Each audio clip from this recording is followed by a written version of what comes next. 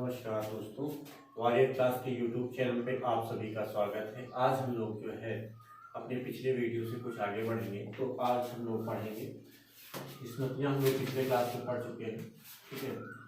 तो स्मृतियों के बाद हम लोगों को दो महाकाव्य बहुत ही फेमस वगैरह थे, उनको पढ़ना था, है ना। तो दो महाकाव्य कौन कौन से, उनको हम लोग इस वीडियो के माध्यम से समझ लेते हैं, ठीक है।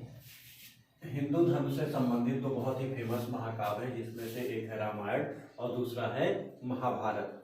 तो रामायण के माध्यम से हमें जो है राम के जीवन चरित्र के बारे में जानकारी मिलती है, ठीक है। राम से क्या मिलती है? रामायण से हमें रामायण में जो है भगवान राम के चरित्र का वर्णन मिल जाता है, ये है रामायण। और दूसरा जो महाकाव्य है उसे कहा जाता है महाभारत, है ना।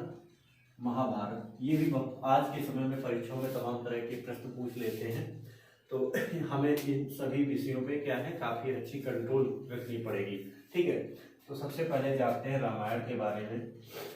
तो रामायण के जो रचयिता थे, रचनाकार थे, उन्हें कहा जाता है महर्षि वाल्मीकि। क्या कहा जाएगा? महर्षि वाल्मीकि।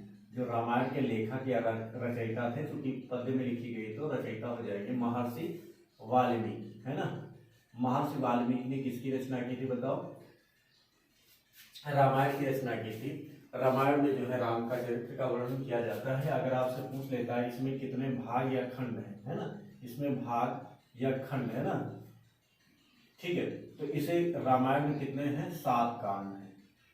एक बात ध्यान में रखने वाली है, जैसे आप महाभारत में पढ़ोगे तो वहां पर्व मिलेगा, है ना। लेकिन जब आप रामायण पढ़ोगे तो रामायण में इनके भागों को क्या कहा जाता है? कांड में कहा जाता है, ठीक है। क्या कहा जाएगा? कांड में कहा जाएगा। दूसरी बात, कई बार इससे पूछ लिया जाता है कि इसका सबसे बड़ा कांड कौन सा है। तो इसमें जो है दो बहुत ही महत्वपूर्ण कांड है। एक तो सबसे बड़ा के रूप में प्रश्न आ जाता है, सबसे बड़ा जो कांड है वो है आपका बाल कांड। कौन सा हो जाएगा? बाल कांड। और दूसरा जो है सबसे महत्वपूर्ण इंपॉर्टेंट कांड कौन सा है? ये इंपॉर्टेंट है कांड है आपका सुंदर कांड। कहते हैं अगर आपके पास ज्यादा समय नहीं है तो सुंदर कांड का पाठ करा करके उतना ही आपको लाभ प्राप्त होता है जितना संपूर्ण रामायण का कराने से प्राप्त हो जाएगा, ठीक है। रामायण। और इधर देखिए दूसरी तरफ है आपकी महाभारत, है ना। तो महाभारत के जो रचयिता थे यानी लेखक थे, रचनाकार थे, उनका नाम है महर्षि वेदव्यास, ठीक है। महर्षि वेदव्यास। महर्षि वेदव्यास को रामायण का रचयिता कहा जाता है, यानी लेखक कहा जाएगा, रचयिता कहा जाएगा। इसमें जो है ऋचाओं यानी श्लोकों की संख्या कितनी हो जाती है? ये हो जाएगी 8800, ठीक है। कितनी हो जाती है? 8800। जब इसमें श्लोकों की संख्या 8800 थी तब यह जय संहिता के नाम से जाना जाता था। किस नाम से जाना जाता था? जय संहिता के नाम से। अब वर्तमान में आपसे एक प्रश्न पूछ लिया जाए अगर कि इसमें संहिताओं की मतलब आज के समय में इसमें श्लोकों की संख्या कितनी है, तो वर्तमान समय में इसमें 1,10,000 है ना, 1,10,000 इसमें श्लोक है टोटल, है ना वर्तमान में। कहीं कहीं और इससे ज्यादा भी मिल जाते हैं और लगभग 1 लाख से ज्यादा इसमें श्लोक पाए जाते हैं, ठीक है। और देखा जाए इसका जो सबसे महत्वपूर्ण पर्व कौन सा है ना। महाभारत का जो युद्ध होता है कितने दिनों में कंप्लीट हुआ था? 18 दिनों में कंप्लीट हुआ था।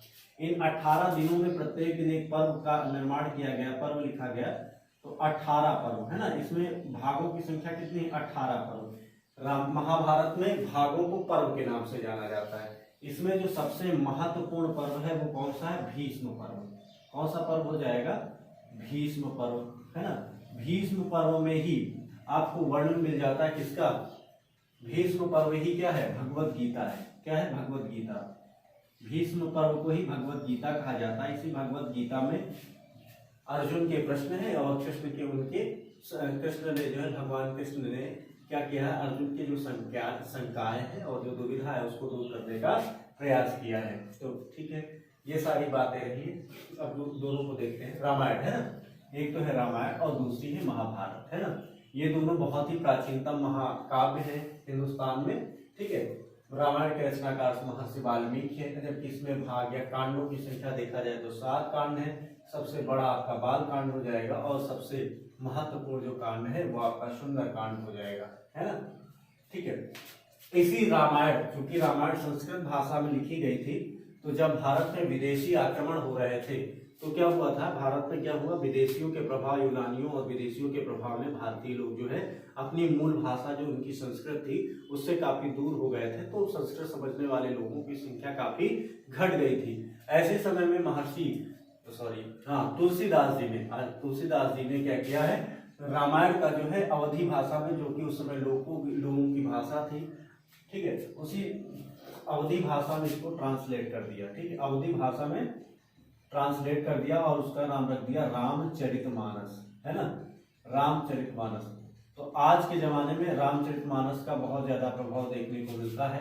इसे ही रामचरितमानस को ही तुलसी रामायण के नाम से भी जानते हैं, चाहे इसे तुलसी रामायण कहो चाहे इसे रामचरितमानस कहो, तुलसी रामायण है ना, रामचरितमानस या तुलसी रामायण, ये दोनों लिखी किसके द्वारा गई, दोनों नहीं एक ही है, रामचरितमानस या तुलसी रामायण, इसके रचयिता है तुलसीदास जी है, ठीक है। तो इस वीडियो में इतना ही, हम लोग जो है नेक्स्ट वीडियो वैदिक साहित्य, वैदिक एज के बारे में पढ़ेंगे।